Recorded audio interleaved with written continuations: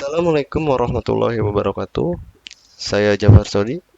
Pada video ini saya akan menjelaskan tentang web form login dengan hak akses atau level menggunakan array sebagai penyimpanannya. Berikut saya tunjukkan hasil dari web form login yang sudah saya buat sebelumnya, yaitu seperti ini.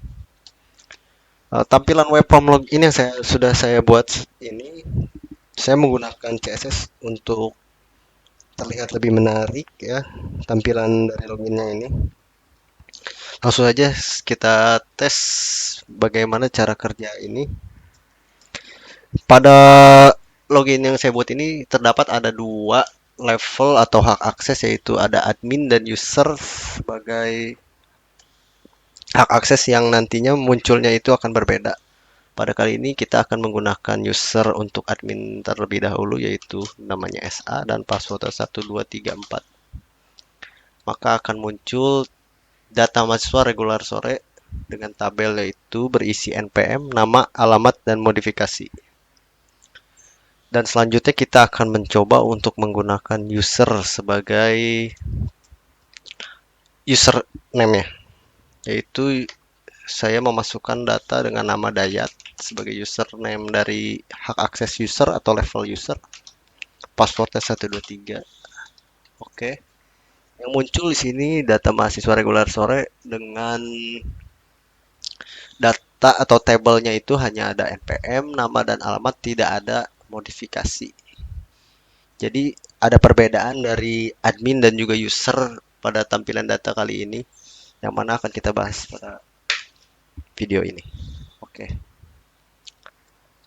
Kita ke kode, di mana kode pertama ini untuk halaman login ini yang saya gunakan seperti ini, seperti biasa ya, dengan menggunakan HTML juga. Di sini ada title halaman login, link rel style sheet itu saya menggunakan CSS ya, agar lebih rapi dan juga menarik. Untuk H2 ini adalah tag headingnya, saya dengan mengisi dengan UTS Amik Bogor dan juga login. Untuk form actionnya, yaitu untuk memvalidasi data yang dari username dan password ini, saya membuat file baru yaitu bernama processlogin.php menggunakan metode post. Jadi hasil dari inputan yang kita masukkan tadi itu akan divalidasi di file ini. Langsung saja kita ke file yang kedua, yaitu adalah processlogin.php. Di sini kita mulai dengan session start dan juga membuat deklarasi seperti ini, di mana user ini adalah post dari username atau dari input dari file index yang sebelumnya atau file login sebelumnya, dan juga pass yang berarti adalah password yang kita masukkan tadi sebelumnya. Yang dimana isinya itu jika si user itu adalah SA dan passwordnya adalah 1234, maka levelnya itu adalah admin. Lalu akan muncul header atau ke location di mana mahasiswa PHP, yang di mana mahasiswa PHP ini adalah data dari tabel yang sudah kita tunjukkan tadi. Lalu ada user lagi yang bernama Dayat dengan password 123, yang nanti sesinya ini levelnya adalah hanya sebatas user atau user biasa, yang juga nanti akan menuju data dari si tabel mahasiswa tadi. Selebih dari itu, dia tidak akan bisa dan akan muncul peringatan username dan password ini tidak sesuai. Silahkan coba lagi dan kembali ke indeks seperti ini. Kita akan coba dengan password yang username yang berbeda ya.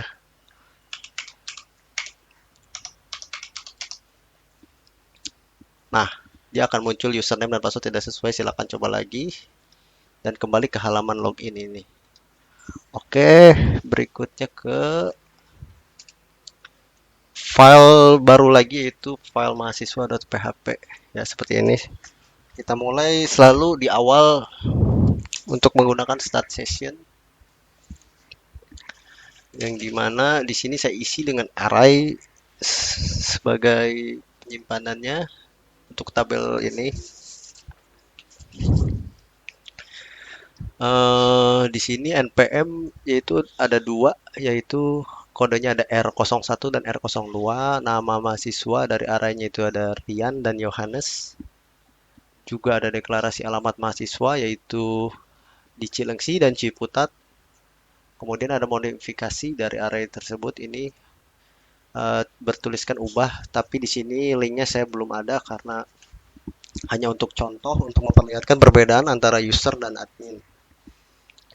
Begitupun dengan yang kolom keduanya dari modifikasi juga sama dengan tulisan ubah. Di sini ada deklarasi total array yang berarti count, yaitu dari count npm atau perulangannya. Yang nanti bakalan di sini akan memunculkan perbedaan antara level dari admin ataupun user. Jadi deklarasinya seperti ini, jika level 1 ini adalah sesi level yaitu admin, akan muncul seperti ini, yaitu dari tag desainnya ada H1 data mahasiswa reguler sore dengan tabel border seperti itu, yaitu 2 tabel row, yaitu ada tabel headernya npm, nama, alamat, dan modifikasi. Di sini saya menggunakan metode for untuk perulangan dari isi data dari si tabel header yang sudah saya buat di array ini, karena agar tidak terlalu banyak saya menulis ya, kalau menggunakan array yang memakai angka ataupun multidimensi itu perlu menulis lagi, jadi saya menggunakan for untuk perulangan agar lebih cepat saja.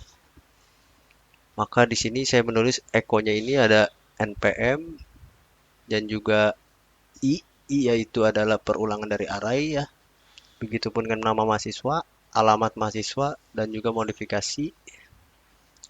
Lalu kita tutup kurung kurawal di sini, di for ini. Kita buat lagi echo garis miring table untuk menutup dari si tabelnya dan memunculkan link logout di bawahnya untuk membuat logout dari si data tersebut. Nah, ini ada level keduanya atau si level user ya. Perbedaannya dari si admin sebenarnya hanya di header modifikasi, yaitu tidak ada. Di halaman admin ada dan juga di si user itu tidak ada. Begitupun dengan tabel data dari modifikasinya pun tidak ada. Selebihnya kita sama saja. Oke, selanjutnya yaitu file bernama logout. Nah, file logout dimulai dengan session start dan session destroy. Di mana session destroy ini untuk menghancurkan atau mengakhiri dari session yang sudah kita buat tadi. Dan sini headernya kita kembali ke lokasi dari index.php atau di form login yang kita buat tadi. Agar jika kita setelah logout dari login kita tadi itu, kita tidak bisa kembali ke halaman yang sebelumnya. Oke. Ini adalah contoh dari yang sudah kita buat tadi, yang udah kita hosting sebelumnya. Kita akan mencoba kembali ya, yaitu dengan SA sebagai level admin. Nah, seperti ini. Seperti ini, dan logout. Nah, ketika logout ini kita sudah tidak bisa kembali ke halaman mahasiswa dan tidak akan muncul apa-apa karena kita sudah menghancurkan sesinya atau mengakhiri sesi dari yang sebelumnya itu sudah tidak ada. Begitupun dengan Dayat. Kita tes di hostingan kita ini. Oke, tetap berbeda ya. Tadi di admin itu ada modifikasi, sedangkan di user tidak ada modifikasi dan juga tulisan ubah ya. Oke, logout.